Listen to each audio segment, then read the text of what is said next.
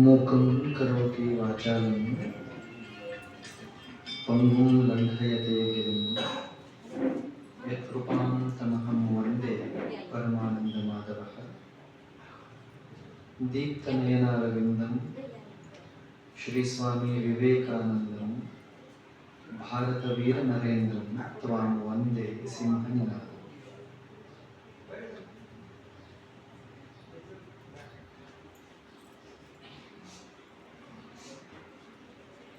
ಮೊದಲಿಗೆ ಜನ್ಮದಾತೆಯನ್ನು ಜಗನ್ಮಾತೆಯನ್ನು ಸ್ಮರಿಸಿಕೊಂಡು ಈ ಕಾರ್ಯಕ್ರಮದ ಪ್ರೇರಕ ಶಕ್ತಿಯಾದ ತಾಯಿ ಭಾರತಿಗೆ ಭಕ್ತಿಯಿಂದ ಅಭಿವಂದಿಸಿ ವೇದಿಕೆಯನ್ನು ಅಲಂಕರಿಸಿರುವ ಹಿರಿಯರಾದ ಪೂಜ್ಯ ಕುಂಕಲೆ ಸರ್ ಅವರಿಗೆ ವಂದಿಸಿ ಈ ಪ್ರಶಸ್ತಿ ವಿತರಣಾ ಸಮಾರಂಭದಲ್ಲಿ ಭಾಗಿಯಾಗಿರುವ ಎಲ್ಲ ಹಿರಿಯರೇ, ಸಂಸ್ಕಾರ ಭಾರತೀಯ ಪೂಜ್ಯನೀಯ ತಾಯಂದಿರೇ ಮತ್ತು ಕುತೂಹಲದಿಂದ ಪ್ರಶಸ್ತಿಯನ್ನು ಪಡೆಯುವುದಕ್ಕಾಗಿ ಆಗಮಿಸಿರುವಂಥ ಸದರ್ಗ ಪಟ್ಟಣದ ಎಲ್ಲ ಭರವಸೆಯ ಸೋದರ ಸೋದರಿಯರೇ, ನಿಮ್ಮೆಲ್ಲರಿಗೆ ನನ್ನ ಪ್ರೇಮಪೂರ್ಣ ನಮಸ್ಕಾರಗಳು.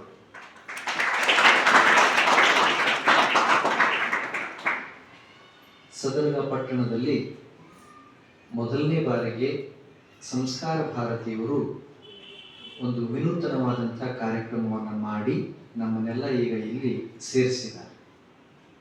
ಕಾರ್ಯಕ್ರಮ ಏನು ಅಂತ ನಿಮ್ಮೆಲ್ಲರಿಗೂ ಗೊತ್ತಿದೆ. ಇಡೀ ಸದರ್ಗದಲ್ಲಿ ಇರುವಂಥ 8ನೇ ತರಗತಿಯಲ್ಲಿ ಅಧ್ಯಯನ ಮಾಡ್ತಾ ಇರುವಂಥ ಪ್ರತಿಭಾವಂತ ವಿದ್ಯಾರ್ಥಿಗಳನ್ನು ಪ್ರೋತ್ಸಾಹಿಸುವುದಕ್ಕಾಗಿ ಅವರಿಗೆ ಇನ್ನೂ ಹೆಚ್ಚಿನ ಅಧ್ಯಯನವನ್ನು ಮಾಡಿ ವಿದ್ಯಾರ್ಥಿ ಜೀವನವನ್ನು ಸುಂದರವಾಗಿ ರೂಪಿಸಿಕೊಳ್ಳುವುದಕ್ಕಾಗಿ ಒಂದು ಪರೀಕ್ಷೆಯನ್ನು ಆಯೋಜನೆ ಮಾಡಿದ್ರು. ಆ ಪರೀಕ್ಷೆಯಲ್ಲಿ ಹೆಚ್ಚು ಅಂಕ ಸಂಪಾದನೆ ಮಾಡಿರುವಂತಹ ವಿದ್ಯಾರ್ಥಿಗಳಿಗೆ ಇವತ್ತು ಬಹುಮಾನ ವಿತರಣೆಗಾಗಿ ನಾವೆಲ್ಲ ಇಲ್ಲಿ ಸೇರಿದ್ದೇವೆ. ಮೊದಲನೇದಾಗಿ ನಾನು ಈ ಸಂಸ್ಕಾರ ಭಾರತಿ ಇದೆಯಲ್ಲ, ಈ ಸಂಸ್ಕಾರ ಭಾರತಿ ಸಂಸ್ಥೆಗೆ ಮತ್ತು ಈ ಸಂಸ್ಕಾರ ಭಾರತೀಯ ಮುಖ್ಯಸ್ಥರಿಗೆ ಮತ್ತು ಎಲ್ಲ ತಾಯಂದಿರಿಗೆ ಅತ್ಯಂತ ಶ್ರದ್ಧೆಯಿಂದ ಗೌರವಪೂರ್ಣಕವಾಗಿ ವಂದನೆಗಳನ್ನು ಸಮರ್ಪಣೆ ಮಾಡ್ತೇನೆ. ನಿಮ್ಮ ಹೆಸರೇನು? 2 ನಂಬರ್ ಅವ್ನು ಬಿಟ್ಟು ಕೂಡಲೇ ಇಟ್ಬಿಡಿ. ಯಾಕೆ ನಗಕತ್ತಿ? ಯಾಕೆ ಅವರಿಗೆ ವಂದನೆಗಳನ್ನು ಸಮರ್ಪಣೆ ಮಾಡುವುದು ಅಂದರೆ, ಇತ್ತೀಚಿನ ದಿನಮಾನಗಳಲ್ಲಿ ಇಂತಹ ಕಾರ್ಯಕ್ರಮಗಳ ಸಂಖ್ಯೆ ಪ್ರಮಾಣ ಕಡಿಮೆ ಇದೆ. ಮಕ್ಕಳಿಗೆ, ತರುಣರಿಗೆ ರಂಜನೆಯನ್ನ ನೀಡುವಂತಹ ಕಾರ್ಯಕ್ರಮಗಳು ಅಥವಾ ಕೆಲವು ಪ್ರಮಾಣದಲ್ಲಿ ಸಾಂಸ್ಕೃತಿಕ ಕಾರ್ಯಕ್ರಮಗಳು, ಇನ್ನು ಕೆಲವು ಕಡೆ ಕ್ರೀಡಾ ಕಾರ್ಯಕ್ರಮಗಳು ಕೂಡ ನಡೀತಾರೆ. ಆದರೆ ನಿಜವಾಗಿಯೂ ವಿದ್ಯಾರ್ಥಿಗಳನ್ನ ಅಧ್ಯಯನಕ್ಕೆ ಪ್ರೇರೇಪಣೆ ಮಾಡುವಂತಹ ಕಾರ್ಯಕ್ರಮಗಳ ಸಂಖ್ಯೆ ತುಂಬಾ ಕಡಿಮೆ ಅಂದ್ರೆ ತುಂಬಾ ಕಡಿಮೆ. ಇನ್ನು ಸ್ವಲ್ಪ ಮುಂದೆ ಹೋಗಿ ಹೇಳಬೇಕು ಅಂದ್ರೆ, ಅಕ್ಷರಶಃ ಶಿಕ್ಷಣ ಸಂಸ್ಥೆಗಳಲ್ಲಿಯೇ ವಿದ್ಯಾರ್ಥಿಗಳ ಅಧ್ಯಯನಕ್ಕೆ ಪ್ರೇರಣೆ ನೀಡುವಂತಹ ಕಾರ್ಯಗಳು ನಡೀತಾ ಇಲ್ಲ. ಇಂಥ ವಾತಾವರಣದಲ್ಲಿ, ಇಂಥ ದಿನಮಾನಗಳಲ್ಲಿ ಈ ಪಟ್ಟಣದ ಎಲ್ಲಾ ಶಾಲೆಗಳಲ್ಲಿ ಅಧ್ಯಯನ ಮಾಡ್ತಾ ಇರುವಂತಹ 8ನೇ ತರಗತಿಯ ವಿದ್ಯಾರ್ಥಿಗಳಿಗೆ ಒಂದು ಪರೀಕ್ಷೆಯನ್ನ ಮಾಡಿ ಬೇರೆ ಬೇರೆ ವಿಷಯಗಳಲ್ಲಿ ಅವರ ಜ್ಞಾನ ವಿಸ್ತಾರ ಎಷ್ಟಿದೆ, ಅವರ ಗ್ರಹಿಕೆ ಎಷ್ಟಿದೆ, ಅವರ ಕುತೂಹಲ ಎಷ್ಟಿದೆ, ಅವರ ಬುದ್ಧಿ ಸಾಮರ್ಥ್ಯ ಎಷ್ಟಿದೆ, ಮಾನಸಿಕ ಸಾಮರ್ಥ್ಯ ಎಷ್ಟಿದೆ ಅಂತ ಪರೀಕ್ಷೆ ಮಾಡಿ, ಬರೀ ಪರೀಕ್ಷೆ ಮಾಡೋದಷ್ಟೇ ಅಲ್ಲ, ಅವರಿಗೆ ಬೆನ್ನು ಚಪ್ಪರಿಸಿ ಪ್ರೋತ್ಸಾಹಿಸಿ ಸರಿಸುಮಾರು 5,000 2,000 ರೂಪಾಯಿಗಳ ಪ್ರಶಸ್ತಿಯನ್ನ, ಒಂದು ಒಳ್ಳೆಯ ಪ್ರಮಾಣ ಪತ್ರವನ್ನ ಮತ್ತು ಪಾರಿತೋಷಿಕವನ್ನ ನೀಡೋ ಕಾರ್ಯವನ್ನ ಸಂಸ್ಕಾರ ಭಾರತೀಯವರು ಮಾಡ್ತಾ ಇರೋದು ಸದರ್ಗ ಪಟ್ಟಣದಲ್ಲಿ ಅತ್ಯಂತ ಶ್ಲಾಘನೀಯ ಕಾರ್ಯ ಆಗಿದೆ. ಮತ್ತು 100ಕ್ಕೆ 100 ಇದು ಮುಂದಿನ ವಿದ್ಯಾರ್ಥಿಗಳಿಗೆ ಅತ್ಯಂತ ಕುತೂಹಲದ ಸಂಗತಿ ಆಗ್ತದೆ ಅಂತ ಭಾವಿಸಿ ಮತ್ತೊಮ್ಮೆ ನಾನು ಸಂಸ್ಕಾರ ಭಾರತಿಗೆ ಮತ್ತು ಆ ಎಲ್ಲ ಪೂಜ್ಯ ತಾಯಂದಿರಿಗೆ ನಿಮ್ಮೆಲ್ಲರ ಪರವಾಗಿ ವಂದನೆಗಳನ್ನು ಸಮರ್ಪಣೆ ಮಾಡ್ತೇನೆ. ಪ್ರೀತಿಯ ಮಕ್ಕಳೇ, ಈಗ ನಾನು ಈ ಪ್ರತಿಭೆ, ಶ್ರೇಯಸ್ಸು, ಯಶಸ್ಸು, ಸಾಧನೆ ಅನ್ನುವ ವಿಷಯವನ್ನು ಕುರಿತು, ಅಥವಾ ನಾವು ಎಲ್ಲರಿಗಿಂತ ಭಿನ್ನ ಆಗಿ ತಯಾರಿ ಆಗಬೇಕಾದ್ರೆ, ನಾವು ಗೆಲ್ಲಬೇಕಾದ್ರೆ, ನಾವು ಕನಸನ್ನ ನನಸು ಮಾಡಿಕೊಳ್ಬೇಕಾದ್ರೆ, ನಮ್ಮ ಸುತ್ತಮುತ್ತ ಇರೋರಿಗಿಂತಲೂ ಕೂಡ ನಾವು ಭಿನ್ನವಾಗಿ ಗುರುತಿಸಿಕೊಳ್ಬೇಕಾದ್ರೆ ಏನ್ ಮಾಡಬೇಕು, ಏನನ್ನ ಮಾಡಿದ್ರೆ ನಾವು ಎಲ್ಲರಿಗಿಂತ ಭಿನ್ನ ಆಗ್ತೀವಿ, ಎಲ್ಲರಿಗಿಂತ ವಿದ್ಯಾವಂತರಾಗ್ತೀವಿ, ಅಥವಾ ಎಲ್ಲರಿಗಿಂತ ಎತ್ತರಕ್ಕೆ ಏರ್ತೀವಿ ಅನ್ನೋ ವಿಷಯವನ್ನು ಕುರಿತು ಗೀತೆಯ 2ನೇ ಅಧ್ಯಾಯದಲ್ಲಿ ಇರುವಂತಹ 69ನೇ ಶ್ಲೋಕವನ್ನ ಆಧಾರವಾಗಿಟ್ಟುಕೊಂಡು ಒಂದ್ 2-3 ವಿಚಾರಗಳನ್ನ ನಿಮ್ಮ ಜೊತೆ ಹಂಚಿಕೊಳ್ತೇನೆ. ಈ ಕಡೆ ಲಕ್ಷ್ಯ ಕೊಟ್ಟು ಕೇಳಿಸ್ಕೋಬೇಕು ಹುಡುಗರು. ಗೀತೆಯೊಳಗಡೆ, ಭಗವದ್ಗೀತೆಯೊಳಗಡೆ 2ನೇ ಅಧ್ಯಾಯದಲ್ಲಿ ಸಾಂಖ್ಯ ಯೋಗದಲ್ಲಿ ಶ್ರೀಕೃಷ್ಣ ಪರಮಾತ್ಮ ಅರ್ಜುನನನ್ನ ಉದ್ದೇಶವಾಗಿಟ್ಕೊಂಡು ಒಂದು ಸುಂದರವಾದ ಮಾತನ್ನ ಹೇಳ್ತಾರೆ. ಯಾ ನಿಶಾ ಸರ್ವಭೂತಾನಾಂ ತಸ್ಯಾಂ ಜಾಗರ್ತಿ ಸಂಯಮಿ ಯಸ್ಯಾಂ ಜಾಗೃತಿ ಭೂತಾನಿ ಸಾ ನಿಶಾ ಪಶ್ಯತೋ ಮುನೆ. ನೆನ್ಪಿಟ್ಕೋಬೇಕು ಇಂಥ ಶ್ಲೋಕಗಳನ್ನ. ಈ ಶ್ಲೋಕಗಳಿದಾವಲ್ಲ, ಇವು ಆತ್ಮವನ್ನ ಉದ್ದೀಪನಗೊಳಿಸುವಂತಹ ಮಾತುಗಳು. ಇವುಗಳಿಗೆ ಸ್ಫೂರ್ತಿಯ ಗಣಿಗಳು ಅಂತ ಕರೀತಾರೆ. ಯಾವಾಗ ನಮಗೆ ಹತಾಶ ಮನೋಭಾವ ಇರ್ತದೋ, ನಮ್ಮ ಕೈಲಿ ಆಗೋದಿಲ್ಲ ಅಂತ ಅನಿಸ್ತದೋ, ಅಥವಾ ಸೋಲನ್ನು ನಾವು ಒಪ್ಪಿಕೊಳ್ತೇವೋ, ಅವಾಗ ಇಂಥ ಮಾತುಗಳು ನಮ್ಮನ್ನ ಬಡಿದು ಎಚ್ಚರಿಸ್ತವೆ. ನೀನು ಅಸಮರ್ಥ ಅಲ್ಲ, ನೀನು ಕೂಡ ಸಾಧಿಸಬಹುದು, ನಿನ್ನೊಳಗಡೆನೂ ಶಕ್ತಿ ಇದೆ, ನೀನು ಶಕ್ತಿಶಾಲಿ ಇದ್ದೀಯಾ, ನೀನು ಹೇಡಿಯಲ್ಲ, ದುರ್ಬಲ ಅಲ್ಲ, ನೀನು ಕೂಡ ಏನಾದ್ರೂ ವಿಶೇಷ ಕೆಲಸ ಕಾರ್ಯಗಳನ್ನ ಮಾಡುವಂತ ಇಂಥ ಮಾತುಗಳು ನಮ್ಮನ್ನ ಸದಾಕಾಲ ಪ್ರೇರೇಪಿಸ್ತವೆ. ಒಂದು ವೇಳೆ ನಾವು ವಿದ್ಯಾರ್ಥಿಗಳಾಗಿದ್ದಾಗ ಇಂಥ ಮಾತುಗಳನ್ನ ಸದಾಕಾಲ ಜಾಗರೂಕರಾಗಿ ನಮ್ಮ ಜೊತೆ ಇಟ್ಕೊಂಡ್ರೆ 100ಕ್ಕೆ 100 ನಾವು ನಾಳೆ ದೊಡ್ಡವರಾದ ಮೇಲೆ ತುಂಬಾ ಒಳ್ಳೆಯ ಜೀವನವನ್ನ ಸಾಗಿಸ್ತೇವೆ. ಅಂಥ ಪ್ರೇರಣಾತ್ಮಕ ಮಾತಿದೆ. ಎಷ್ಟು ಚಂದ ಇದೆ ನೋಡಿ. ಯಾ ನಿಶಾ ಸರ್ವಭೂತಾನಾಂ ತಸ್ಯಾಂ ಜಾಗರ್ತಿ ಸಂಯಮಿ. ಬಹಳ ಒಳ್ಳೆ ಮಾತಿದೆ. ನಾವು ಯಾರಾದ್ರೂ ದೊಡ್ಡ ಸಾಧನೆ ಮಾಡಿದ್ರೆ, ಅಥವಾ ಈಗ ಪರೀಕ್ಷೆಯಲ್ಲೇ ನೋಡೋಣ, ಯಾರಾದ್ರೂ ಫಸ್ಟ್ ಬಂದ್ರೆ, ಯಾರಾದ್ರೂ ಫಸ್ಟ್ ರ್ಯಾಂಕ್ ಬಂದ್ರೆ, ಹೆಚ್ಚಿಗೆ ಮಾರ್ಕ್ಸ್ ತಗೊಂಡ್ರೆ, ಯಾರು ಫಸ್ಟ್ ರ್ಯಾಂಕ್ ಬಂದಿರೋದಿಲ್ವೋ ಅವರೆಲ್ಲ ಏನ್ ಮಾತಾಡ್ತೀವಿ ಅಂದ್ರೆ, ಅವ್ರ ಹಣೆ ಬರಹ ಚೆನ್ನಾಗಿತ್ತು, ಆದ್ದರಿಂದ ಅವರು ಫಸ್ಟ್ ಬಂದ್ರು ಅಂತ ಮಾತಾಡ್ತೀವಿ. ನಮ್ಮ ಹಣೆ ಬರಹ ಚೆನ್ನಾಗಿಲ್ಲ, ನಮ್ ಲಕ್ ಚೆನ್ನಾಗಿಲ್ಲ ಅಂತ ಮಾತಾಡ್ತೀವಿ. ಇದೆಲ್ಲ ಸುಳ್ಳು. ಹಣೆ ಬರಹ ಅನ್ನೋದು, ಅದೃಷ್ಟ ಅನ್ನೋದು ಸುಳ್ಳು. ಮತ್ತೆ ಅವ್ರು ಯಾಕೆ ಗೆಲ್ತಾರೆ, ಬಾಕಿ ಜನ ಯಾಕೆ ಸೋಲ್ತಾರೆ? What is the difference between successful person and failure? ಇಷ್ಟು ಜನ ಪರೀಕ್ಷೆ ಬರೆದಿದ್ರು ಕೂಡ ಒಬ್ರು ಮಾತ್ರ ಫಸ್ಟ್ ರ್ಯಾಂಕ್ ಬರ್ತಾರೆ. ಇಷ್ಟು ಜನ ಕನಸುಗಳನ್ನು ಇಟ್ಕೊಂಡಿದ್ರು ಕೂಡ ಕೆಲವು ಜನ ಯಶಸ್ಸನ್ನ ಸಂಪಾದಿಸ್ತಾರೆ. ಯಾಕೆ ಅನ್ನೋದಕ್ಕೆ ಈ ಶ್ಲೋಕದಲ್ಲಿ ಉತ್ತರ ಹೇಳ್ತಾರೆ. ಯಾ ನಿಶಾ ಸರ್ವಭೂತಾನಾಂ ತಸ್ಯಾಂ ಜಾಗರ್ತಿ ಸಂಯಮಿ. ಅದರ ಅರ್ಥ ಏನು ಅಂದ್ರೆ, ಈ ಸೋತವರಿಗೆ ಮತ್ತು ಗೆದ್ದವರಿಗೆ ಏನು ವ್ಯತ್ಯಾಸ ಅಂದ್ರೆ, ಸೋತವರಿಗೆ ಯಾವ ದಿನಗಳು ರಾತ್ರಿ ಆಗಿರ್ತಾವೋ ಆ ರಾತ್ರಿಗಳಲ್ಲಿ ಗೆದ್ದವರು ಎಚ್ಚರದಿಂದ ಇರ್ತಾರೆ. ಎಲ್ಲರೂ ಯಾವಾಗ ಮಲ್ಕೊಳ್ತಾರೋ ಆವಾಗ ಯಾರು ಎಚ್ಚರದಿಂದ ಇದ್ದು ಪ್ರಯತ್ನ ಮಾಡ್ತಾರೋ ಅವರು ಗೆಲ್ತಾರೆ. ಯಾ ನಿಶಾ ಸರ್ವಭೂತಾನ, ಎಲ್ಲರಿಗೂ ಯಾವುದು ಆಗೋದಿಲ್ವೋ ಅದು ಗೆದ್ದವರಿಗೆ ಆಗ್ತಿರ್ತದೆ. ಗೆದ್ದವರಿಗೂ ಸೋತವರಿಗೂ ನೈಸರ್ಗಿಕವಾಗಿ, ಶಾರೀರಿಕವಾಗಿ ಏನು ವ್ಯತ್ಯಾಸ ಇರಲ್ಲ. ನಿಸರ್ಗ ಎಲ್ಲಾ ರೀತಿಯಾಗಿ ಏಕ ಪ್ರಕಾರವಾದಂತಹ ಕೊಡುಗೆಗಳನ್ನೇ ನೀಡಿರ್ತದೆ. ಎಲ್ಲರಿಗೂ 2 ಕೈ, ಎಲ್ಲರಿಗೂ 2 ಕಾಲು, ಎಲ್ಲರಿಗೂ 2 ಕಣ್ಣು, ಎಲ್ಲರಿಗೂ 2 ಕಿವಿ, ಎಲ್ಲರಿಗೂ ಸೇಮ್, ಎಲ್ಲ ಫಿಸಿಕಲ್ ಸ್ಟ್ರಕ್ಚರ್ ಸೇಮ್ ಇರ್ತದೆ. ಎಲ್ಲರಿಗೂ 24 ತಾಸು ದಿನಕ್ಕೆ ಎಲ್ಲರಿಗೂ ಅದೇ ಶಾಲೆ, ಎಲ್ಲರಿಗೂ ಅದೇ ಮೇಷ್ಟ್ರು, ಎಲ್ಲರಿಗೂ ಅದೇ ಕ್ಲಾಸ್ ರೂಮ್, ಎಲ್ಲರಿಗೂ ಅದೇ ಪಾಠ ಇರ್ತದೆ. ಆದ್ರೂ ಕೆಲವು ಜನ ಮಾತ್ರ ಯಶಸ್ವಿ ವ್ಯಕ್ತಿಗಳಾಗ್ತಾರೆ. ಬಾಕಿಯವರು ಯಾಕೆ ಆಗೋದಿಲ್ಲ ಅಂದ್ರೆ, ಬಾಕಿಯವರು ಅಂದ್ರೆ ಸೋತವರ ಆಲೋಚನೆ ಹೀಗಿರುತ್ತಲ್ಲ, ನನ್ನ ಕೈಲಿ ಆಗೋದಿಲ್ಲ ಅಂತ ಪ್ರಾರಂಭದಲ್ಲೇ ಅವರು ಅವಕಾಶವನ್ನು ಚೆಲ್ಲಿ ಬಿಡ್ತಾರೆ. I can not do this ಅಂತ ಡಿಸೈಡ್ ಮಾಡಿಬಿಟ್ಟಿರ್ತಾರೆ, ಅವರೇ ತೀರ್ಮಾನ ಮಾಡಿಬಿಟ್ಟಿರ್ತಾರೆ. ನನಗೆ ಆಗಲ್ಲ, ನಾನು ದುರ್ಬಲ ಇದ್ದೀನಿ, ನನಗೆ ತಿಳಿಯಲ್ಲ, ನನಗೆ ನೆನಪು ಉಳಿಯಲ್ಲ, ನನಗೆ ಸ್ಮರಣೆಯೊಳಗೆ ಉಳಿಯೋದಿಲ್ಲ ಅಂತ ಸಣ್ಣ ಆಲೋಚನೆಯನ್ನ ಮಾಡಿ ತಮ್ಮ ವಿರಾಟ್ ಶಕ್ತಿಯನ್ನೇ ಅವರು ಮರೆ ಮಾಡಿಬಿಡ್ತಾರೆ. ಅಂಥವರು ಯಾವ ಕಾರಣಕ್ಕೂ ಗೆಲ್ಲೋದಕ್ಕಾಗೋದಿಲ್ಲ. ಗೆಲ್ಲಬೇಕು ಅನ್ನೋ ಆಸೆ ಇರೋರು ಯಾವ ಕಾರಣಕ್ಕೂ ಅವಕಾಶಗಳನ್ನ ಕೈ ಚೆಲ್ಲಲ್ಲ. ಬಹಳ ಒಳ್ಳೆ ಮಾತಿದೆ, ಲಕ್ಷ್ಯ ಕೊಟ್ಟು ಕೇಳಿಸ್ಕೋಬೇಕು. ಇಂಗ್ಲಿಷ್ ನಲ್ಲಿ ಒಂದು ಮಾತಿದೆ, weak men wait for opportunities while strong men create them. ದುರ್ಬಲ ಇರ್ತಾರಲ್ಲ ಅವರು ನನಗೂ ಒಂದು ಅವಕಾಶ ಸಿಗ್ಲಿ, ನಾನೇನು ಅಂತ ತೋರಿಸ್ತೀನಿ ಅಂತ ಹೇಳ್ತಾರೆ.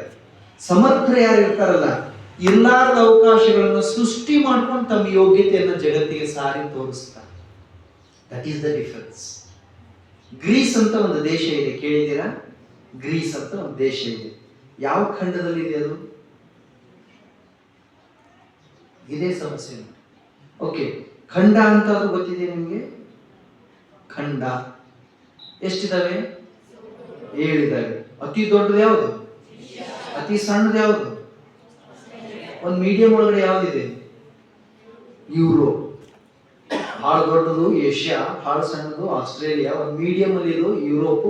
ಆ ಮೀಡಿಯಂ ಅಲ್ಲಿ ಇರೋ ಯುರೋಪ್ ಖಂಡನೇ ಜಗತ್ತಿಗೆಲ್ಲ ಬಾಸ್. ಆ ಯುರೋಪ್ ಖಂಡದೊಳಗಡೆ ಗ್ರೀಸ್ ಅಂತ ಒಂದು ದೇಶ ಇದೆ. 4ನೇ ಶತಮಾನದಲ್ಲಿ, ಸಾಮಾನ್ಯ ಶಕ ಪೂರ್ವ 4ನೇ ಶತಮಾನದಲ್ಲಿ, ಅಂದ್ರೆ ಅಂದಾಜು ಇಲ್ಲಿಗೆ 2400 ವರ್ಷದ ಹಿಂದಿನ ಕಥೆ ನಾನು ಹೇಳೋದು. ಒಬ್ಬ ಮನುಷ್ಯ ಇದ್ದ, ಡಿಮೋಸ್ತನೀಸ್ ಅಂತ ಅವನ ಹೆಸರು. ಕೇಳಿದ್ದೀರಾ? ಹೆಸರು ಕೇಳಿದ್ದೀರಾ? ಡಿಮೋಸ್ತನೀಸ್. ಅಪ್ಪಿ ಅಲ್ಲಿ ನೀವು ಕೇಳಿರೇನ್ರ? ಮೇಲೆ ಕುಂತವ್ರು ಕೇಳಿ ಡಿಮೋಸ್ತನೀಸ್ ಹೆಸರು ಕೇಳಿ? ಏನು ಒಂದೆರಡು ಮಾತು ಹೇಳ್ತೀರಿ? ಇಲ್ಲ, ಕೇಳಿಲ್ಲ ನೀವು. ಆ ಮನುಷ್ಯ ನನಗನ್ಸೋ ಮಟ್ಟಿಗೆ ಸೂರ್ಯ ಚಂದ್ರ ಇರೋವರೆಗೆ ಜಗತ್ತಿನಲ್ಲಿ ಅವರ ಹೆಸರು ಚಿರಸ್ಥಾಯಿಯಾಗಿ ಉಳಿತದೆ. ಯಾಕೆ ಚಿರಸ್ಥಾಯಿಯಾಗಿ ಉಳಿತದೆ ಅಂದ್ರೆ, ಅವನ ಸುತ್ತಮುತ್ತ ಇದ್ದವ್ರು ಯಾರು ಮಾಡಲಾರ್ದ ಕೆಲಸ ನಾವು ಮಾಡಿದ ಸಾಧನೆಯಿಂದ. ಎಲ್ಲರೂ ಅವನ ಕೈಲಿ ಏನೂ ಆಗೋದಿಲ್ಲ ಅಂತ ಕರೀತಿದ್ರು. ಅವನು ಯಾವ ಮನೆಯೊಳಗಡೆ ಹುಟ್ಟಿದ್ನೋ ಅವ್ರದ್ದು ತುಂಬಾ ಬಡತನದ ಮನೆ ಇತ್ತು.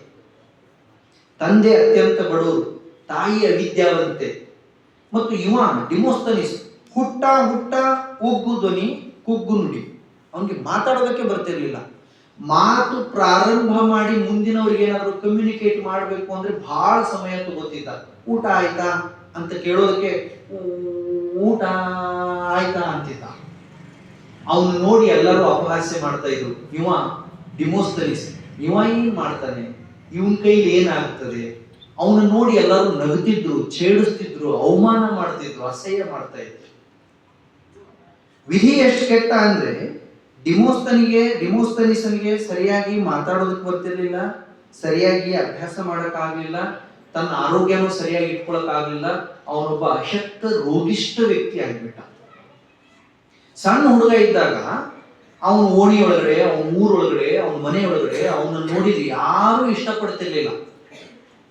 ಅನ್ಫಾರ್ಚುನೇಟ್ಲಿ ಅವ್ರ ಅಪ್ಪ ತೀರ್ಕೊಂಡ್ರು, ಅವ್ರ ತಂದೆ ಪ್ರಾಣ ಹೋಯ್ತು. ಅವ್ರ ಚಿಕ್ಕಪ್ಪ, ಅವ್ರ ಕಾಕ, ಅವ್ರ ತಾತ್ಯ ಇದೇ ಒಳ್ಳೆ ಅವಕಾಶ ಅಂತ ತಿಳ್ಕೊಂಡು ಡಿಮೋಸ್ತನೀಸನ ಪಾಲಿನ ಆಸ್ತಿನೂ ಲಪ್ಟಾಯಿಸ್ಬಿಟ್ಟ, ಮೋಸ ಮಾಡಿಬಿಟ್ಟ.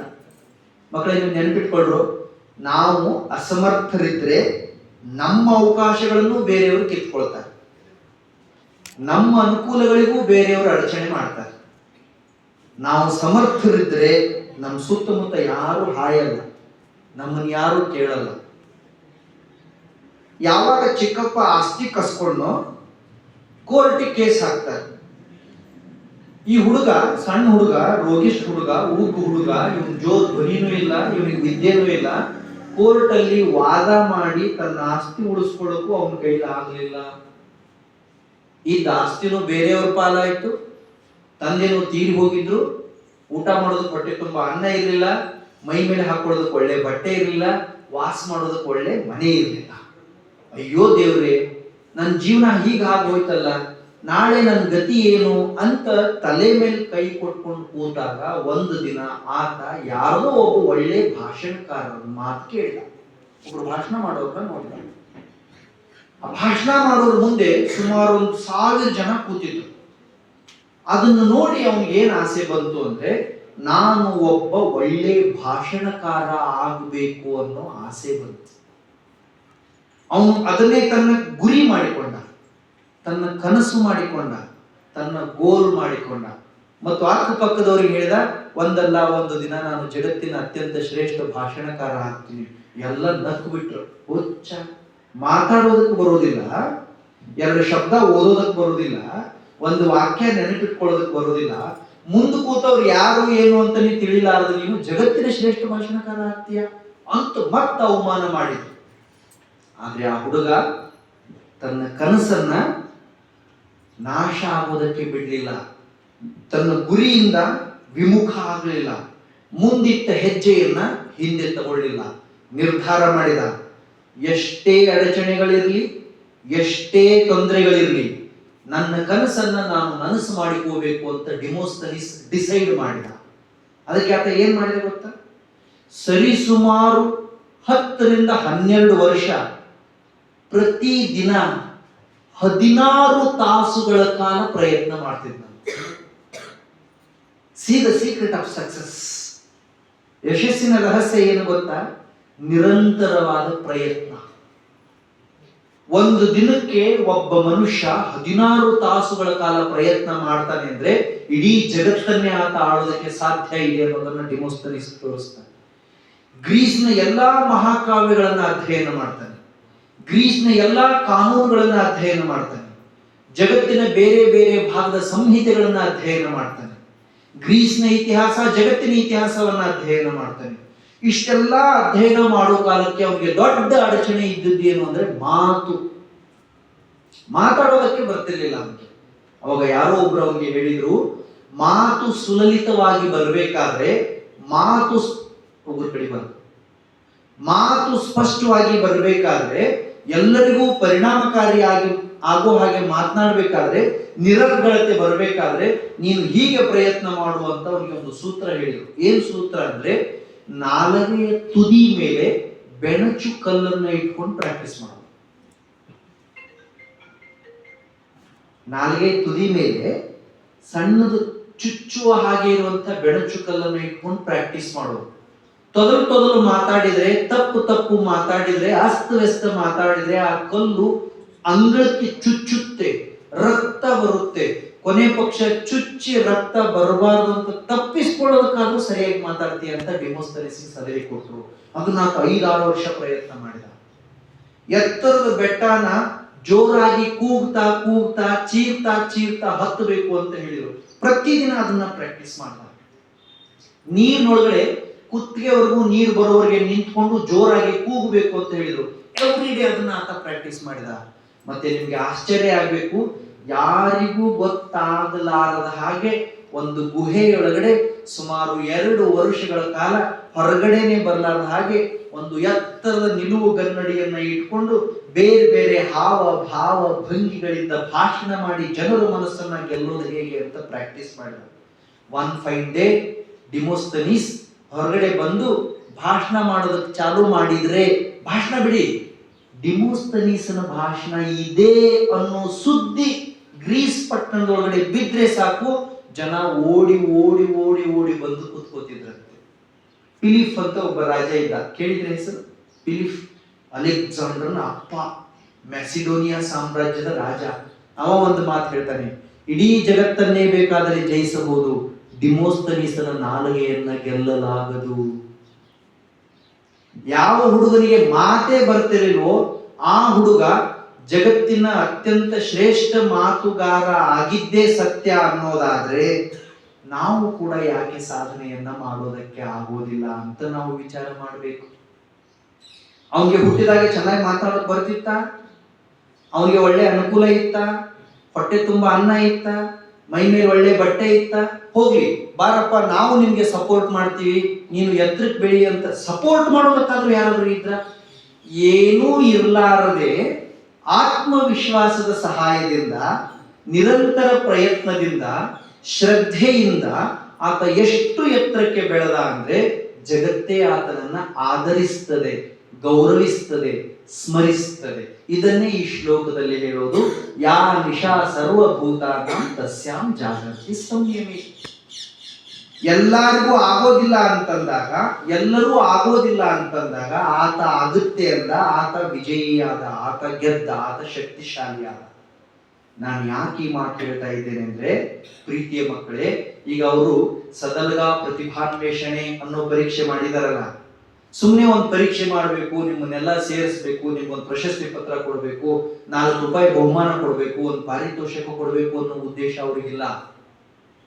ನಿಮ್ಮ ಒಳಗಡೆನೂ ಕೂಡ ನಿಮಗೆ ಗೊತ್ತಿರಲಾರದ ಯಾವುದೋ ಒಂದು ಪ್ರತಿಭೆ ಹುದುಗಿದೆ. You don't know what it is. ನೀವು ಅದನ್ನ ಕಂಡುಕೋಬೇಕು, ನೀವು ಅದನ್ನ ಶೋಧಿಸಬೇಕು. ನೀವು ನಿಮ್ಮ ಪ್ರತಿಭೆಯನ್ನ ಗುರುತಿಸಿಕೊಂಡು ನೀವು ಕೂಡ ಎತ್ತರಕ್ಕೆ ಬೆಳೆಯುವುದಕ್ಕೆ ಸಾಧ್ಯ ಇದೆ. ಎತ್ತರಕ್ಕೆ ಬೆಳಿಬೇಕಾದ್ರೆ ನಿರಂತರವಾದ ಪ್ರಯತ್ನವನ್ನ ಮಾಡಬೇಕು. ಜಾನ್ಸನ್ ಅಂತ ಒಬ್ಬ ವ್ಯಕ್ತಿ ಒಂದು ಮಾತು ಹೇಳ್ತಾರೆ, ಮಹಾನ್ ಕಾರ್ಯಗಳು ಹಠಾತ್ ಬಲದಿಂದ ನಡೆಯುವುದಿಲ್ಲ. ಯಾರೂ ಏಕಾಏಕಿ ಶ್ರೀಮಂತರಾಗೋದಿಲ್ಲ, ಯಾರೂ ಒಂದೇ ದಿನಕ್ಕೆ ಲಾಟ್ರಿ ಹೊಡೆದ ಹಾಗೆ ವಿದ್ವಾಂಸರಾಗೋದಿಲ್ಲ, ಯಾರೂ ಒಂದೇ ದಿನಕ್ಕೆ ಸಾಮ್ರಾಜ್ಯವನ್ನ ನಿರ್ಮಾಣ ಮಾಡಿ ಚಕ್ರಾಧಿಪತಿ ಆಗುವುದಿಲ್ಲ. ಅವರು ಹೀಗೆ ಎತ್ತರದಲ್ಲಿ ಇದ್ದಾರೆ ಅಂತಾದ್ರೆ ಬಹಳ ದಿನಗಳ ದೀರ್ಘಕಾಲದ ನಡಿಗೆಯನ್ನ ಕ್ರಮಿಸಿದ್ದಾರೆ ಎಂತಲೇ ಅರ್ಥ. ಪರಿಧಿ ಅಂತ ಒಬ್ಬ ಹುಡುಗಿ ಇದ್ದಾಳೆ, ಕೇಳಿದ್ದೀರಾ ಹೆಸರು? ಪರಿಧಿ ಹೆಸರು ಕೇಳಿದ್ದೀರಾ? ಕೇಳಿಲ್ವಾ? ಕೇಳಿದ್ದೀರೇನ್ರು? ಈ ಹೆಸರಾದ್ರೂ ಕೇಳಿದಿರೋ ಇಲ್ವೋ? ಇಲ್ಲ. Very good. ಇಂಥವೆಲ್ಲ ಕೇಳಬಾರ್ದು, ಇಂಥವೆಲ್ಲ ಓದಬಾರ್ದು, ಕೇಳಬಾರ್ದು. ಕಥೆ, ಕಾವ್ಯ, ಪುರಾಣ, ಇತಿಹಾಸ ತಪ್ಪಿನೂ ತಿಳ್ಕೋಬಾರ್ದು.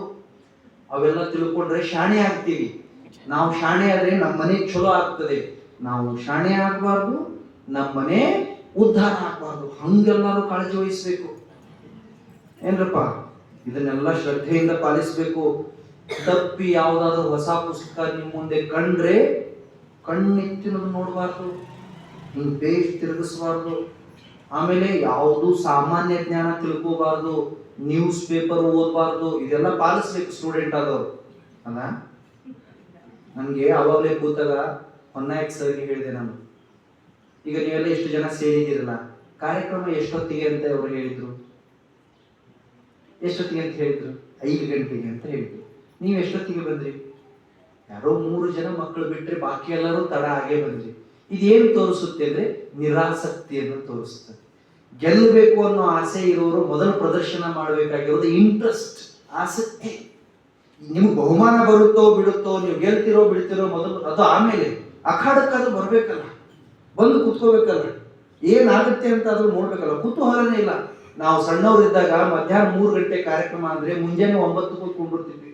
ನಮ್ಮನ್ನು ಹೊಡೆದು ಬಡದು ಕಳಿಸ್ತಿದ್ರು, ಹೋಗ್ರು ಅಂತ ಓಡಿಸ್ತಿದ್ರು.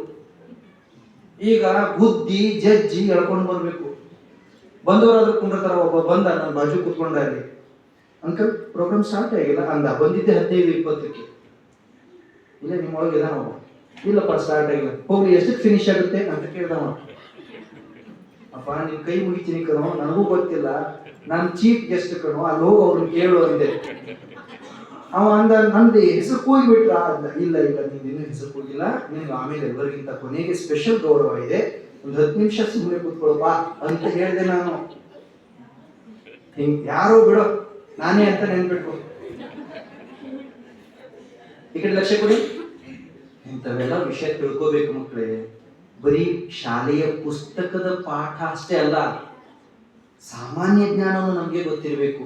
ಈ ಪರಿಧಿ ಯಾರು ಅಂದ್ರೆ, ಇವತ್ತು ನೀವು ಮನೆಗೆ ಹೋಗಿ ನಿಮ್ಮ ಅಪ್ಪನೋ ಅಮ್ಮಗೋ ಹೇಳಿ ಮೊಬೈಲ್ ಇಸ್ಕೊಂಡು ಯೂಟ್ಯೂಬ್ ಓಪನ್ ಮಾಡಿ ಅದರೊಳಗೆ ಪರಿಧಿ ಅಂತ ಟೈಪ್ ಮಾಡಿ ನೋಡ್ಬೇಕು. ಅದನ್ನ ಪಾಪ ನಿಮ್ಗೆ ಮೊಬೈಲು ಯೂಟ್ಯೂಬ್ ಗೊತ್ತಿರಲ್ಲ, ಅದಕ್ಕೆ ಯಾರಾದ್ರೂ ಕೇಳಬೇಕು.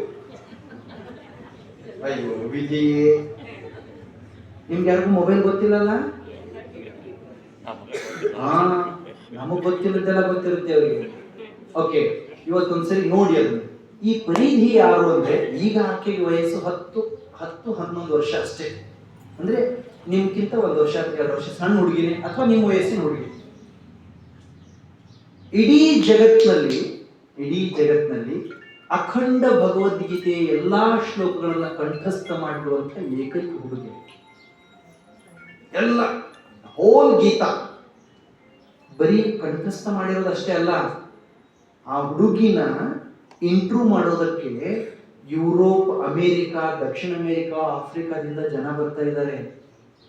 ಏನ್ ಅದ್ಭುತವಾಗಿ ಆ ಹುಡುಗಿ ಗೀತಾದ ಬಗ್ಗೆ, ಕೃಷ್ಣನ ಬಗ್ಗೆ, ಕೃಷ್ಣನ ಉಪದೇಶದ ಬಗ್ಗೆ, ಗೀತೆಯೊಳಗಡೆ ಇರುವಂತಹ ಸಂದೇಶದ ಬಗ್ಗೆ, ವಿದ್ಯಾರ್ಥಿಗಳು ಮಾಡಬೇಕಾದ ಕೆಲಸದ ಬಗ್ಗೆ, ಸಾಧಕರ ಬಗ್ಗೆ ಹೇಳ್ತಾಳೆ ಅಂದ್ರೆ ಆಶ್ಚರ್ಯ ಅನಿಸ್ಬೇಕು ನಿಮ್ಗೆ. ಈಗ ನಂಗೆ ಹೇಳಿ, ಪರಿಧಿಗೆ ನಿಸರ್ಗ ಸ್ಪೆಷಲ್ ಬ್ರೈನ್ ಏನಾದ್ರು ಇಟ್ಟಿದೆಯಾ? ಇಲ್ಲ. ಅಥವಾ ಹುಟ್ಟುವಾಗಲೇ ಆಕೆಗೆ ನೀನು ಎಲ್ಲಾ ಶ್ಲೋಕಗಳನ್ನು ಕಂಠಪಾಠ ಮಾಡುವಂತ ಯಾರಾದ್ರೂ ಹೇಳಿದ್ರ? ಇಲ್ಲ. ಇಂಟ್ರೆಸ್ಟ್, ಆಸಕ್ತಿ. ಯಾರಿಗೆ ಕಲಿಬೇಕು ಅನ್ನೋ ಆಸಕ್ತಿ ಇರುತ್ತೋ, ತಿಳ್ಕೋಬೇಕು ಅನ್ನೋ ಆಸಕ್ತಿ ಇರುತ್ತೋ, ಅವರಿಗೆ ಅಸಾಧ್ಯ ಅನ್ನೋದು ಯಾವುದೂ ಇಲ್ಲ. ಯಾರಿಗೆ ಕಲಿಬೇಕು ಅನ್ನೋ ಇಂಟ್ರೆಸ್ಟ್ ಇರೋದಿಲ್ವೋ, ಅವ್ರ ಮುಂದೆ ಎಲ್ಲಾ ಅವಕಾಶಗಳನ್ನು ತಂದಿಟ್ಟರು ಕೂಡ ಯಾರಿಂದಲೂ ಏನು ಮಾಡೋದಕ್ಕಾಗೋದಿಲ್ಲ. ಇನ್ನೊಂದು ಹೆಸರು ಹೇಳ್ತೀನಿ ನಿಮಗೆ. ಅಕ್ರಮ್ ಅಂತ ಒಬ್ಬ ಹುಡುಗ ಇದ್ದಾನೆ ಚೆನ್ನೈ ಒಳಗೆ. ಕೇಳಿದ್ದೀರಾ? ಹೆಸರು ಕೇಳಿದ್ದೀರಾ? ಹೋಗ್ಲಿ ಬಿಡಿ. ಅಕ್ರಮ್ ಅಂತ ಒಬ್ಬ ಹುಡುಗ ಇದ್ದಾನೆ. ಅವನ್ ಏನ್ ವಿಶೇಷ ಅಂದ್ರೆ,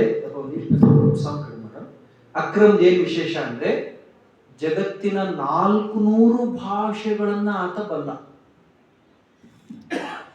ಅವನ ವಯಸ್ಸು ಎಷ್ಟು ಗೊತ್ತಾ? 14 ವರ್ಷ. 14 ವರ್ಷ ಅಂದ್ರೆ 8ನೇ ಕ್ಲಾಸ್.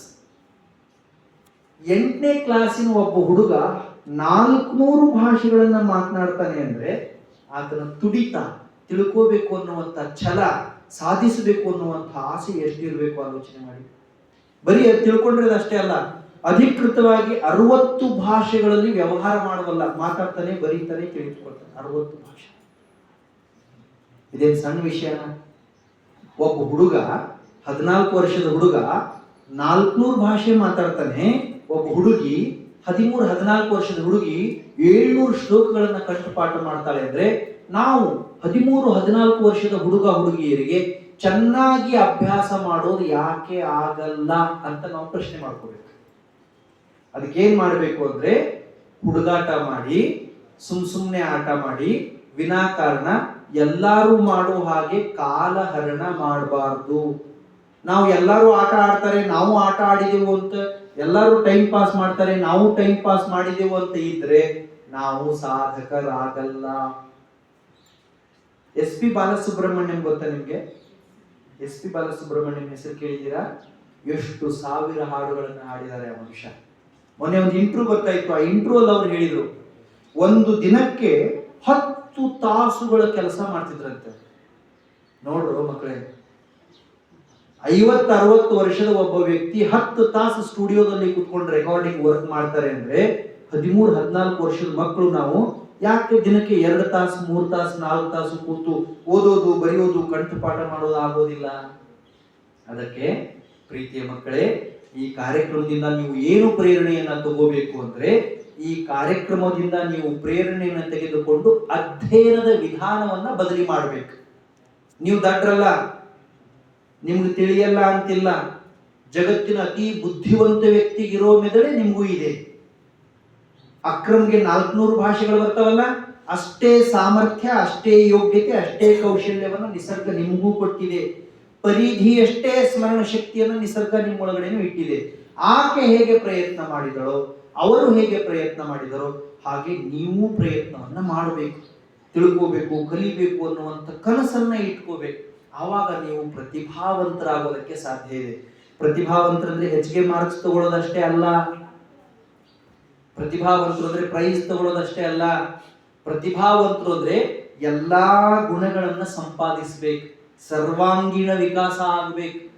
ನಮ್ಮ ಸ್ವಭಾವ, ನಮ್ಮ ನಡತೆ, ನಮ್ಮ ಆಚಾರ, ನಮ್ಮ ವಿಚಾರ, ನಮ್ಮ ಮಾತು, ನಮ್ಮ ಕೃತಿ, ಪ್ರತಿ ವಿಷಯದಲ್ಲೂ ಉತ್ಕೃಷ್ಟತೆಯನ್ನು ಅಳವಡಿಸಿಕೊಂಡಾಗ ಮಾತ್ರ ಪ್ರತಿಭಾವಂತರಾಗ್ತೀವಿ.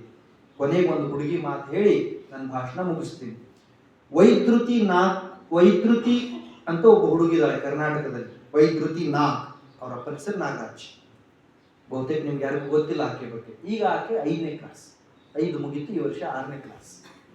ಆಕೆಗೆ ಈಗ ಸದ್ಯ ಭಾರತದ ಹೆಸರಾಂತ ವಿಶ್ವವಿದ್ಯಾನಿಲಯಗಳು 3 ಡಾಕ್ಟರೇಟ್ ಪದವಿ ಕೊಟ್ಟಿದ್ದಾರೆ. ಎಷ್ಟನೇ ಕ್ಲಾಸ್? 3ನೇ ಕ್ಲಾಸ್ಗೆ ಆಕೆಗೆ ಚೆನ್ನೈ ಯೂನಿವರ್ಸಿಟಿ ಡಾಕ್ಟರೇಟ್ ಅವಾರ್ಡ್ ಕೊಟ್ಟಿದ್ದಾರೆ. ಡಾಕ್ಟರೇಟ್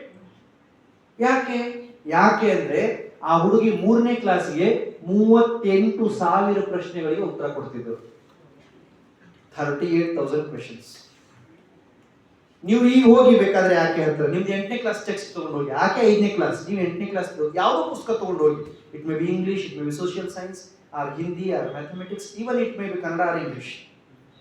ತಗೊಂಡು ಹೋಗಿ ಯಾವ ಬೇಕಾದ ಪ್ರಶ್ನೆ ಆಕೆ ಕೇಳಿ, ಆ ಪ್ರಶ್ನೆಗೆ ಆಕೆ ಉತ್ತರ ಕೊಡ್ತಾರೆ. ಅರೆ, ಒಬ್ಬ ಹುಡುಗಿ 50,000 60 ಹೋಗಿ ನೋಡಿ, ಇವತ್ತು ಯೂಟ್ಯೂಬ್ ಅಲ್ಲಿ ಬೇಕಾದ್ರೆ ವೈದ್ಯುತಿ ಅಂತ ಹೊಡೆದು ನೋಡಿ, 50,000 60,000 ಪ್ರಶ್ನೆಗಳಿಗೆ ಆಕೆ ಉತ್ತರ ಕೊಡ್ತಾಳೆ ಅಂದ್ರೆ ಆಕೆ ಪ್ರಯತ್ನ ಎಷ್ಟು ಮಾಡಿರಬೇಕು, ಅಭ್ಯಾಸ ಎಷ್ಟು ಮಾಡಿರಬೇಕು, ಮನನ ಎಷ್ಟು ಮಾಡಿಕೊಂಡಿರಬೇಕು, ಎಷ್ಟು ಆಕೆ ಪ್ರಯತ್ನ ಮಾಡಿರಬೇಕು ಅನ್ನೋದನ್ನ ನಾವೆಲ್ಲ ತಿಳ್ಕೋಬೇಕು. ನಾನೇನೀಗ ಕಥೆಯೊಳಗಡೆ ಹೇಳಿದ್ನಲ್ಲ, ಡಿಮೋಸ್ತನೀಸ್, ಪರಿಧಿ, ಅಕ್ರಮ್, ವೈದ್ಯುತಿ, ಇವ್ರು ಯಾರು ಬೇರೆ ಗ್ರಹದ ವ್ಯಕ್ತಿಗಳಲ್ಲ. ಇವ್ರ ಜೊತೆ ನೀನು ಸಾಧನೆ ಮಾಡುವಂತ ಸ್ವತಃ ದೇವರು ನಿಂತಿಲ್ಲ. ಇವ್ರಿಗೇನು ಸುತ್ತಮುತ್ತ ಸಾವಿರಾರು ಅನುಕೂಲಗಳಿಲ್ಲ. ಆದ್ರೆ ಎದೆಯೊಳಗಡೆ ಸಾಧಿಸಿಯೇ ತೀರ್ತೇವೆ ಅನ್ನೋ ಛಲ ಇದೆ. ಯಾರ ಎದೆಯೊಳಗಡೆ ಛಲ ಇರುತ್ತೋ ಅವ್ರು 100 ಗೆಲ್ತಾರೆ ಅನ್ನೋದಕ್ಕೆ ಎಲ್ಲ ಸಾಧಕರೇ ಸಾಕ್ಷಿ. ಅಂತ ಸಾಧಕರು ನೀವು ಆಗಬೇಕು ಅನ್ನೋದು ಸಂಸ್ಕಾರ ಭಾರತೀಯ ಆಶಯ. ನೋಡಿ, ಅವ್ರು ಇಷ್ಟೆಲ್ಲ ಖರ್ಚು ಮಾಡ್ತಾ ಇದ್ದಾರೆ, ಸ್ವತಃ ಅವರು ಸಮಯ ವ್ಯಯ ಮಾಡ್ತಾ ಇದ್ದಾರೆ, ಇಷ್ಟೆಲ್ಲ ಪೂರ್ವ ತಯಾರಿ ಮಾಡ್ಕೊಂಡಿದ್ದಾರೆ, ಇಷ್ಟೆಲ್ಲ ಮಾಡಿ ಈ ಕಾರ್ಯಕ್ರಮ ಮಾಡ್ತಾ ಇದ್ದಾರೆ. ನಿಮ್ಗೆ ಗೊತ್ತಾ, ಈ ಕಾರ್ಯಕ್ರಮ ಮಾಡ್ಬೇಕಾದ್ರೆ ಅವರು ಮುಂಗಾರು 1 ತಿಂಗಳು 1.5 ತಿಂಗಳಿನಿಂದ ತಯಾರಿ ಮಾಡಿದ್ದಾರೆ.